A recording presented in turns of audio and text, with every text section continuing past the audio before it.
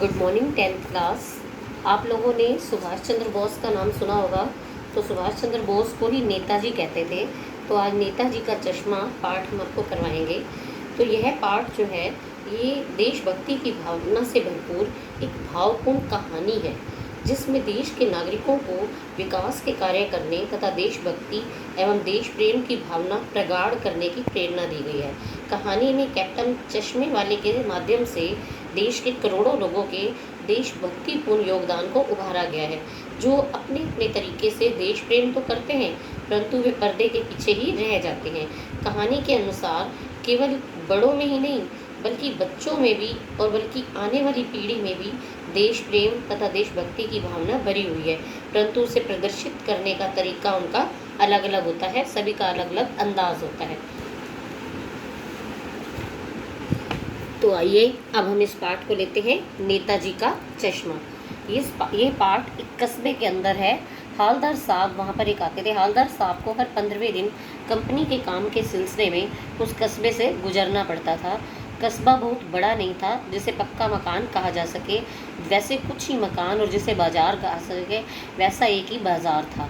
तो आप लोगों को कस्बे तो आप लोगों ने देखे ही होंगे।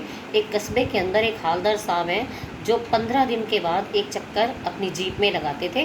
तो उसमें जो कस्बे में क्या क्या था कि एक बाज़ार था, एक लड़कों का स्कूल था, एक लड़कियों का स्कूल अलग से, गवर्नमेंट स्कूल जो होता है, एक सीमेंट का छोटा सा कारखाना, 2 ओपन एयर सिनेमा घर और 1-2 नगर पालिका भी थी। नगर पालिका थी तो कुछ ना कुछ करती भी रहती थी। कभी कभी कोई पक्की सड़क बनवा दी, कभी कुछ पेशाब घर बनवा दिए, कभी कबूतरों की छतरी बनवा दी, तो कभी कवि सम्मेलन करवा दिया। इसी नगर पालिका के किसी उत्साही बोर्ड द्वारा प्रशासनिक अधिकारी ने एक बार शहर के मुख्य बाजार के मुख्य चौराहे पर नेताजी सुभाष चंद्र बोस की एक संगमरमर की प्रतिमा लगवा दी। प्रतिमा का मतलब समझते हैं? मूर्ति। संगमरमर की, सफ़ेद पत्थर की एक प्रतिमा मूर्ति लगवा दी। यह कहानी उसी प्रतिमा के बारे में है, बल्कि उसके भी एक छोटे से हिस्से के बारे में, उस मूर्ति से संबंधित है। पूरी बात तो पता नहीं, लेकिन लगता है कि देश के अच्छे मूर्तिकारों की जानकारी नहीं होने और अच्छी मूर्ति की लागत, अनुमान और उपलब्ध बजट से कहीं बहुत ज़्यादा होने के कारण काफ़ी समय ऊहापोह और चिट्ठी पत्री में बर्बाद हुआ होगा, और बोर्ड की शासन अवधि समाप्त होने की घड़ियों में किसी स्थानीय कलाकार को अवसर देने का निर्णय किया गया होगा। ऐसा अंदाज़ा किया जा सकता है कि खर्चा बचाने के चक्कर में या कोई नहीं मिला होगा मूर्ति बनाने वाला, तो उन्होंने जो कस्बे का इकलौता हाई स्कूल था उसमें एक ही टीचर था, ड्राइंग मास्टर जो था, मास्टर मोतीलाल, उसको ये काम सौंप दिया कि तुमने मूर्ति बनानी है, जो महीने भर में मूर्ति बनाकर पटक देने का विश्वास दिला रहा था। छोटा मोटा मूर्तिकार था तो ड्राइंग मास्टर था, उसने भी हाँ हाँ कर दिया, तो उसी को लगा दिया भी तुम्हें मूर्ति बनानी है। जैसा कि पहले ही कहा जा चुका है कि मूर्ति संगमरमर की थी।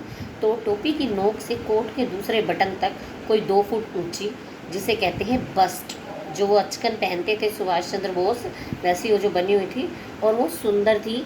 नेताजी बहुत सुंदर लग रहे थे। तो कुछ जो थे वो मासूम और कमसिन फौजी वर्दी में मूर्ति को देखते ही दिल्ली चलो और तुम मुझे खून दो वगैरह याद आने लगते थे। तो ये नेताजी ने अपने समय में नारे दिए थे, दिल्ली चलो और तुम मुझे खून दो, तो ये नारे याद आ जाते थे उसको देखते ही। तो जो देखते ही आंखों में खटकती थी, इस दृष्टि से यह सफल और सराहनीय प्रयास था। केवल एक चीज़ की कसर थी जो देखते ही खटकती थी, और वो क्या थी कि नेताजी की आंखों पर चश्मा नहीं था। उसने, ड्राइंग मास्टर ने मूर्ति तो बना दी, लेकिन वो चश्मा लगाना भूल गया। यानी चश्मा जो था वो जो उसने लगाया भी तो वो संगमरमर का नहीं था। जैसे मूर्ति बहुत सुंदर लगती थी तो चश्मा वैसा नहीं बन पाया। एक सामान्य और सचमुच के चश्मे का चौड़ा काला फ्रेम मूर्ति को पहना दिया गया। अब जब मूर्ति बनकर तैयार हो गई तो उन्होंने एक असली का चौड़े फ्रेम वाला काला चश्मा उसको पहना दिया। अब जो हालदार साहब जीप में जो जाते थे, जब वो पहली बार उस कस्बे से गुजरे और चौराहे पर पान खाने के लिए रुके, तभी एकदम उन्होंने उसको देखकर लक्षित किया और उनके चेहरे पर एक कौतुक भरी मुस्कान फैल गई कि वाह भाई, क्या आइडिया है। अगर मूर्ति पत्थर की है लेकिन चश्मा रियल है, रियल मतलब असली है। तो वो बड़ा हैरान हो गया कि भाई चलो कोई बात नहीं, मूर्ति चाहे पत्थर की है, अगर वो मूर्ति पे चश्मा नहीं पहना पाए पत्थर का, तो उन्होंने असली का चश्मा लगा दिया। अब जीप कस्बा छोड़कर आगे बढ़ गई, तब भी हालदार साहब उस मूर्ति के बारे में सोचते रहे और अंत में इस निष्कर्ष पर पहुँचे कि कुल मिलाकर कस्बे के नागरिकों का यह प्रयास सराहनीय कहा जाना चाहिए। सराहनीय का मतलब भी बहुत अच्छा लगा उनको कि तारीफ़ की जानी चाहिए।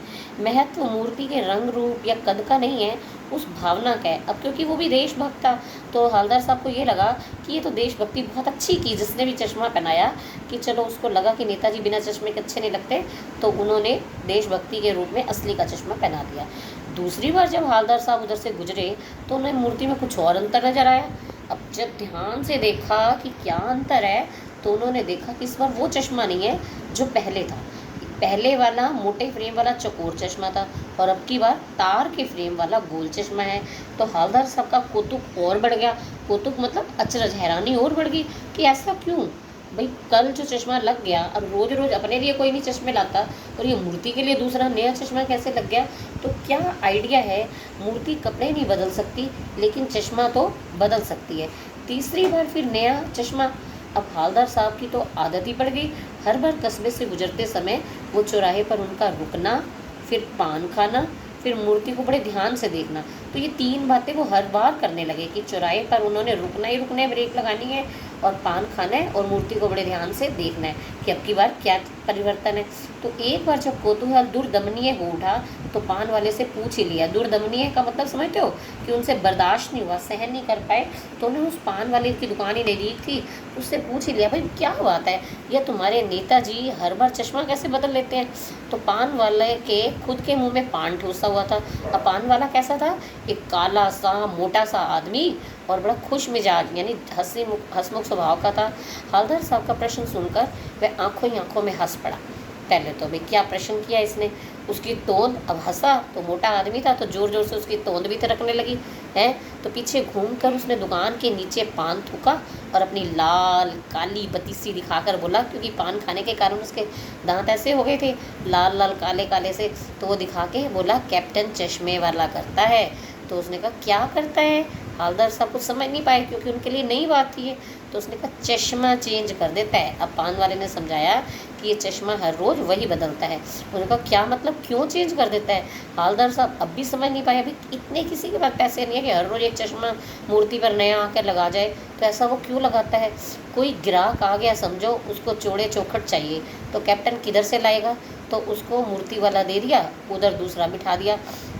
अब हालदार साहब को कुछ कुछ बात समझ में आ गई।